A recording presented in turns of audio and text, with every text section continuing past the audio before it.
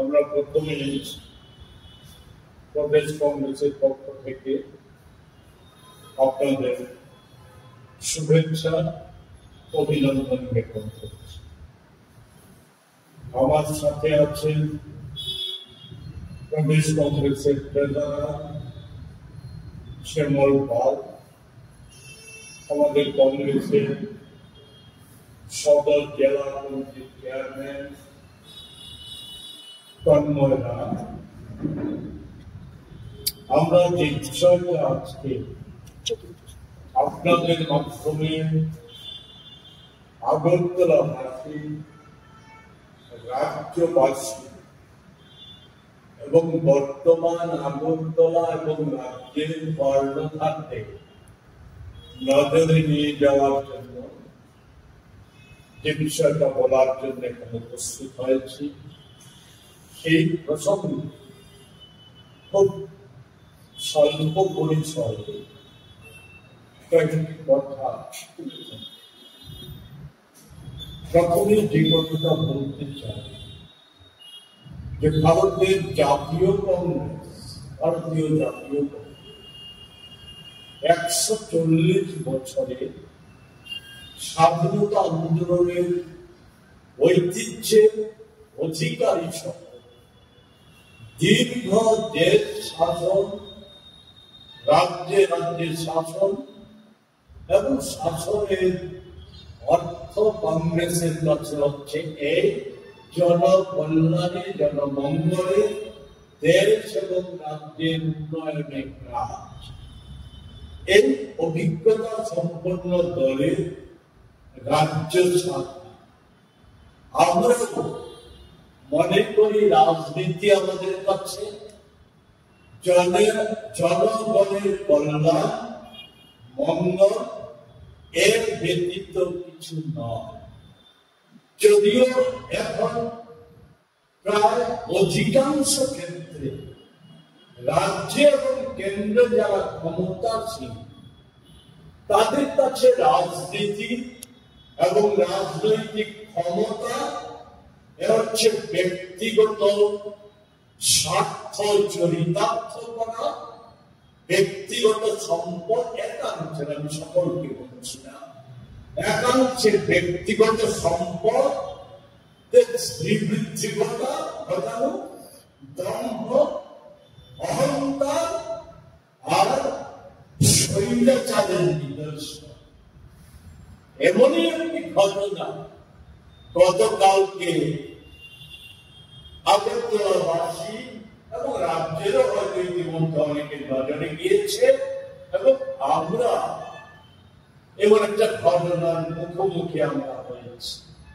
আমি গর্ব নয়, আমি বিনয়ের সঙ্গে বলছি যে 70 সালের কিছুদিন আগে থেকে কি ছাত্র সমস্যা নিয়ে কর্তৃপক্ষের সাথে দাবি জানানো সহ ধারাবাহিক ভাবে যুব জীবনের সমস্যা, সমাজ জীবনের নানা সমস্যা নিয়ে এই সময়ে বহু ধরনের কর্তৃপক্ষ, সরকার, বিভিন্ন প্রশাসনের কাছে যাওয়ার সুযোগ আমার হয়েছে।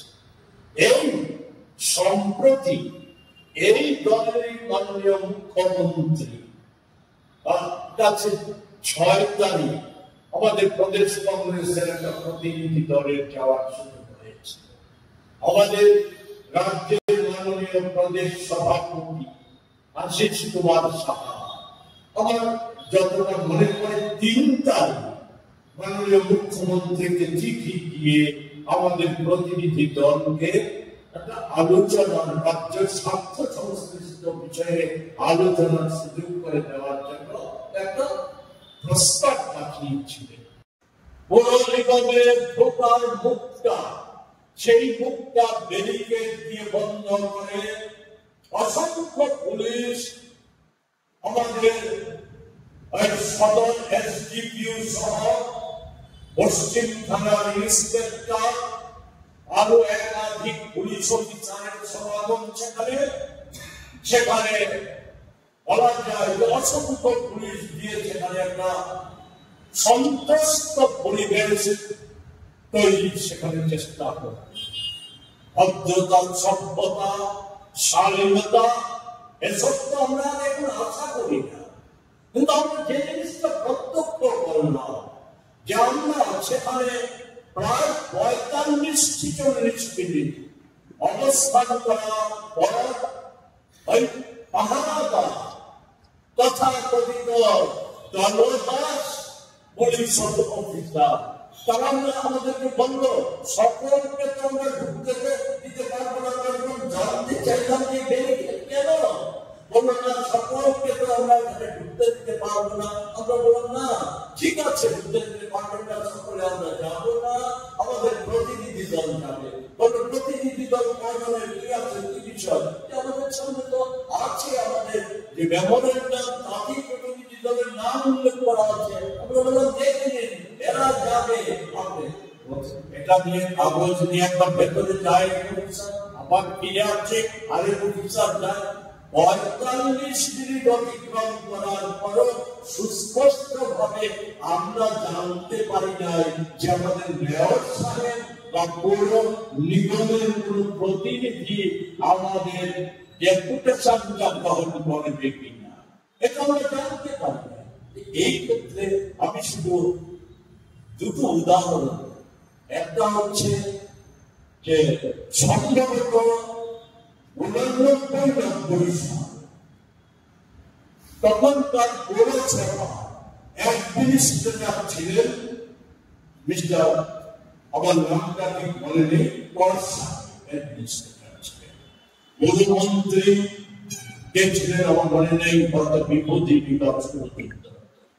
আমরা ব্যক্তিগত ভাবে আমি তখন বিরোধী দলে অবস্থান, আমরা সবার কাছে একটা জনস্বার্থ সংশ্লিষ্ট বিষয় নিয়ে আমরা ডেপুটেশনে গিয়েছিলাম বিকেল 4টা।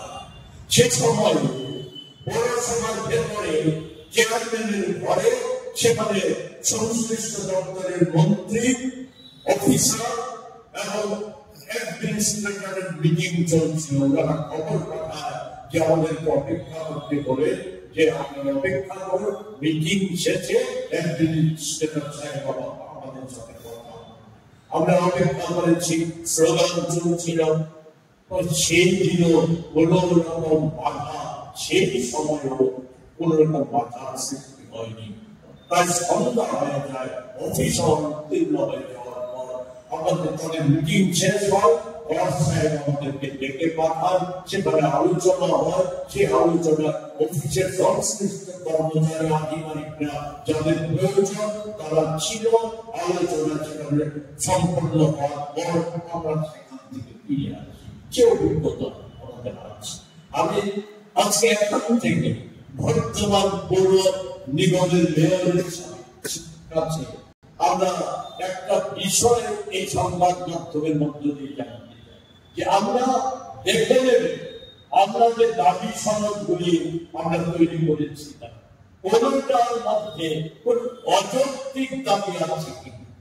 যেমন আপনারা নিশ্চয়ই দেখেছেন যে আমরা রাজ্য সরকারের কাছে যে দাবি রেখেছি, যে এমন কোন দাবি অকারণে আমরা করিনি যে দাবিগুলি এই সময়ে এই সরকারের পক্ষে মেটানো অসম্ভব, এমন কোন দাবি আমরা করিনি। সদিচ্ছা থাকলে পরে সব কয়টা দাবি যে দাবিগুলি রেখেছিলাম সেগুলি পূরণ করা যেত। আমি বলবো যে আপনাদের মাধ্যমে আমরা দিয়ে দেবো দাবি সনদ। মেয়র সাহেবকে দেখে নেওয়ার জন্য বলবো এই দাবি সনদের মধ্যে যদি অপ্রাসঙ্গিক মানুষের স্বার্থের সাথে সম্পর্কযুক্ত না, জরুরি না, এমন কোন দাবি যদি থাকে আপনি সংবাদ মাধ্যমের মধ্য দিয়ে আমাদের নিন্দা মন্দ করুন, আমরা মাথা পেতে নেব। কিন্তু এই অরাজক আজকে যে আগরতলা শহরটাকে নরকে পর্যবসিত করা হয়েছে, এর জিনিস তো বরদাস্ত আমরা করবো না, এত মেনে নেওয়া যায় না। অহংকার আর এই সমস্ত ব্যক্তিগত প্রচার এর দিয়ে আপনাদের